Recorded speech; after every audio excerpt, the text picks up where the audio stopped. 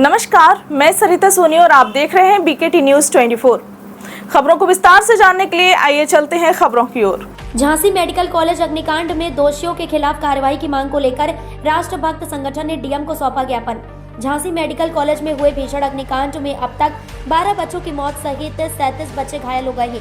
उक्त मामले में जांच रिपोर्ट में स्थानीय अधिकारियों द्वारा लिपापोती कर दोषियों को बचाने का कार्य किया जा रहा है, जिसको लेकर राष्ट्रभक्त संगठन के लोगों द्वारा जिलाधिकारी के माध्यम से मुख्यमंत्री को ज्ञापन भेजा गया है, जिसमें कहा कि अगर यही घटना किसी प्राइवेट अस्पताल में हुई होती तो अभी तक अस्पताल का मालिक व प्रबंधन जेल में होता। जबकि सच्चाई ये है कि मेडिकल कॉलेज में न तो अग्निशमन विभाग के मानक पूरे थे और न ही अन्य सेफ्टी उपकरण काम कर रहे थे। झांसी के अंदर मेडिकल कॉलेज के सामने 100 मीटर से 200 किलोमीटर तक की परिधि में लगभग 200 नर्सिंग होम संचालित हैं, जिनमें से अधिकतर के पास न तो फायर एनओसी है और न ही अन्य सभी मानक पूरे करते हैं, परंतु सीएमओ की मिलीभगत एवं अग्निशमन विभाग व झांसी विकास प्राधिकरण की लापरवाही के कारण इन नर्सिंग होमों के अंदर अनैतिक कार्य किए जा रहे हैं। तमाम गंभीर आरोप लगाते हुए लापरवाह कर्मचारियों और मेडिकल प्रशासन के खिलाफ कार्रवाई की मांग की है। देखिए, आज क्या है, आपने देखा होगा कि दिनांक 16 को मेडिकल कॉलेज के अंदर आग लगने के कारण कई सारे नवजात बच्चों की मृत्यु हो गई और उस घटना के होने के बाद में जो चश्मदीद का बयान है उस पर कोई कार्रवाई नहीं हो रही है। लीपापोती करने का काम लगातार चल रहा है। चश्मदीद ने जब बताया कि नर्स ने माचिस की तीली जलाई और माचिस की तीली जलाने के बाद में ऑक्सीजन पाइप को जोड़ने का प्रयास किया, जिसकी वजह से मृत्यु हुई, इतने सारे बच्चों की आग लगी, लेकिन उस पर बयान नहीं है।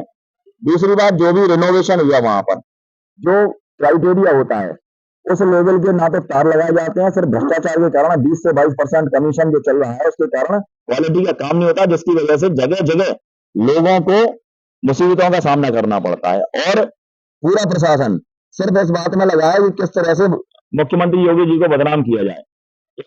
इसको लेकर के हमारी ये मांग है जिलाधिकारी झांसी से कि सबसे पहले चाहे अज्ञात के खिलाफ रिपोर्ट दर्ज हो, इस कांड में रिपोर्ट दर्ज हो और यह जांच इधर के स्थानीय प्रशासन से ना करा करके, देखिए 12 घंटे में रिपोर्ट आई, उस पर लीपापोती की गई। हमने मांग की थी कि किसी बाहरी एजेंसी से इसकी जांच की जाए, तो 4 लोगों की टीम जरूर बनाई गई है, लेकिन इसकी जब तक सीबीआई जांच नहीं आई तब तक तथ्य पूरे के पूरे निकल करके सामने नहीं आएंगे और दोषियों के खिलाफ कार्रवाई होना अति आवश्यक है। इसी तरह से आपने देखा होगा सीएमओ के निर्देशन में मैं कहूंगा अवैध नर्सिंग होमों का संचालन मेडिकल कॉलेज से ठीक सामने हो रहा है, जहां पर ना तो मेडिकल एक्ट का पालन हो रहा है, ना फायर सेफ्टी एक्ट का पालन हो रहा है। फायर एक्सटिंग्विश वाले जाते हैं अधिकारी, पैसा लेकर के नर्सिंग होमों से जो है एनओसी दे देते हैं। किस आधार पर एनओसी मिल रही है? 12 फुट की गली में कोई नर्सिंग होम खुल सकता है? सीधा सीधा क्राइटेरिया है, कम से कम 6 किलोमीटर दूर होनी चाहिए मेडिकल कॉलेज से, जिला अस्पताल से। अवैध रूप से लैब संचालित है, लैब के अंदर एक सिर्फ डॉक्टर व्यास है, 150 लैबों में उनके साइन होते हैं। कैसे संभव है कि एक व्यक्ति 150 लैबों का संचालन कर सकता है? इतनी सारी खामियां सीएमओ के सब संज्ञान में है, लेकिन चूंकि लाखों रुपए की रिश्वत मिलती है उस वजह से सीएमओ कोई कार्रवाई नहीं करते हैं।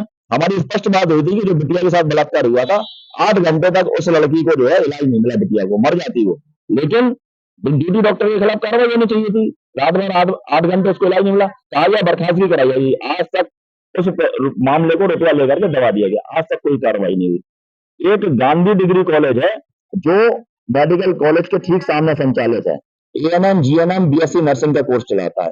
अपनी बिल्डिंग में 4 नर्सिंग होम खुलवाए हैं, सहारा के नाम से, चित्रंजन के नाम से और भी 2 नामों से खुला हुआ, सबसे 1-1 लाख रुपया लेता है, सीएमओ के संज्ञान में है, लेकिन उस पर कोई कार्रवाई नहीं करेंगे क्योंकि जहां से पैसा मिलेगा कोई कार्रवाई नहीं होगी।